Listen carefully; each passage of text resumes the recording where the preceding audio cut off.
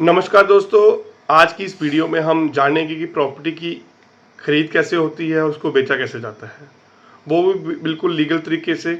अगर आप अपने घर या ज़मीन लेना या बेचना चाहते हैं तो ये वीडियो आपके लिए बहुत ही इम्पोर्टेंट है। अभी हम शुरू करते हैं आज की वीडियो। तो सबसे पहले प्रॉपर्टी बाय करने का प्रोसेस जो है वो हम आपको बताएंगे कि प्रॉपर्टी को बाय कैसे करना है। सबसे पहले हमें सही प्रॉपर्टी की पहचान करनी है, उसकी लोकेशन चेक करनी है, उसका पोजेशन चेक करना है कि अगर जो बंदा हमें प्रॉपर्टी बेच रहा है क्या उसकी पोजेशन है। देन उसके बाद हम बजट डिसाइड करें। फिर उसके बाद हमें ये भी चेक करना है कि वो रीरा रजिस्टर प्रोजेक्ट है कि नहीं है। अगर आप फ्लैट खरीद रहे हैं, अगर लैंड है तो उसका कोई इशू नहीं है। देन उसके बाद उसकी डॉक्यूमेंट्स की जांच करें। सबसे पहले आप प्रीवियस जो ओनर है उसकी सेल डीड चेक करें, जहाँ उसकी अगर म्यूटेशन है तो म्यूटेशन चेक करें, जमाबंदी में उसके पटवारी से कंसर्न से चेक करवाएं। टाइटल डीड्स देखें, जहाँ उसका इनकम्बरेंस सर्टिफिकेट भी देखना जरूरी रहता है।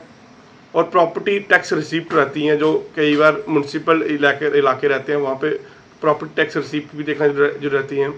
म्यूटेशन रिकॉर्ड देखो। एनओसी अगर सोसाइटी या बिल्डर से अगर फ्लैट है तो एनओसी देखना भी जरूरी रहता है।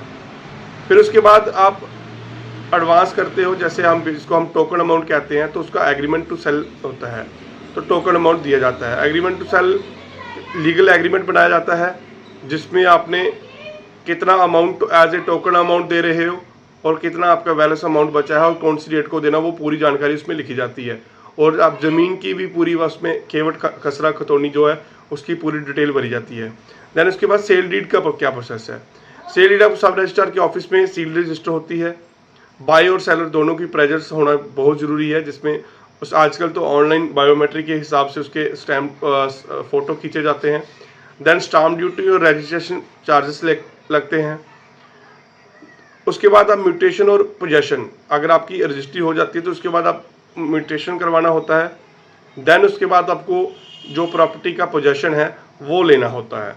प्रॉपर्टी का पोजेशन के लेने बाद वो आपकी मर्ज़ी है कि आप उसकी बाउंड्री वगैरह भी कर सकते हैं, जहाँ उस पर गेट वगैरह लगा के अपनी प्रॉपर्टी को सेव कर सकते हैं।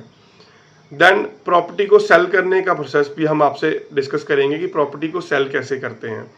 सबसे पहले प्रॉपर्टी डॉक्यूमेंट्स रेडी रखें, जो आपने प्रॉपर्टी सेल करनी है उसकी सेल डीड, जो प्रीवियस सेल डीड है, जहाँ आपके पास म्यूटेशन रिकॉर्ड है, जहाँ आपके पास कोई उसका टाइटल है, उसके टैक्स क्लियरेंस भी चाहिए होते हैं, तो उस इनकम्बरेंट सर्टिफिकेट भी कई स्टेट्स में नेसेसरी रहता है कि। देन उसके पास आईडी प्रूफ आपका लगेगा, जो प्रॉपर्टी सर्टिफिकेट के लिए प्रॉपर्टी सेल करने के लिए जरूर रहते हैं। फिर उसके बाद बायर से नेगोशिएशन होती है, जिसमें आपका एक रेट फिक्स होता है, प्राइस फिक्स करें। देन उसके बाद आप एग्रीमेंट टू सेल करें, जिसमें आप एडवांस टोकन लें। एग्रीमेंट सेल करने से पहले आपको टोकन लेना होता है, तो उसमें क्लियर ये चीज़ें लिखी रहती हैं कि आपने कितना अमाउंट लिया और आपका बैलेंस अमाउंट कितना। देन उसके बाद आप सेल डीड बनाएं, एडवोकेट के थ्रू एक ड्राफ्ट बनाएं, जिसको आप SOR ऑफिस में डेट फिक्स करके, वहाँ पे अपॉइंटमेंट लेके, वहाँ डेट फिक्स करके, वहाँ पे उसको डॉक्यूमेंट को रजिस्टर करवाएं।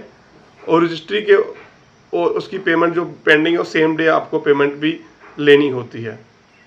ये जो रजिस्ट्री है ये SRO ऑफिस यानी कि सब रजिस्ट्रार ऑफिस में होती है। बायर से जो अगर पेमेंट है वो कोशिश करें कि NEFT और RTGS के प्रेफर करें, उसी के तरीके से लें। देन उसके बाद आप सेल डीड हैंड ओवर करें।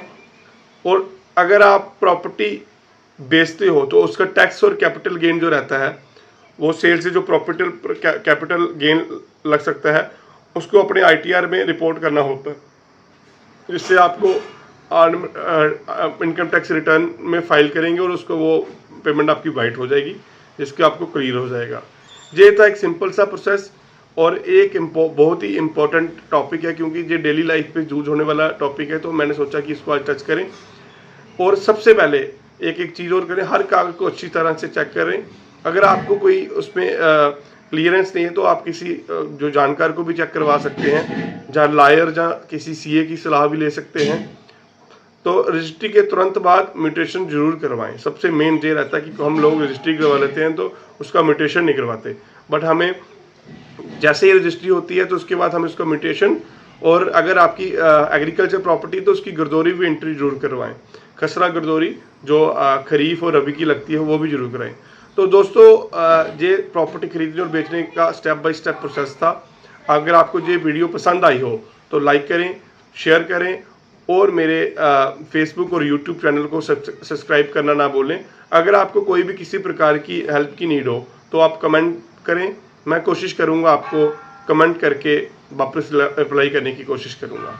थैंक्स अ लॉट, धन्यवाद।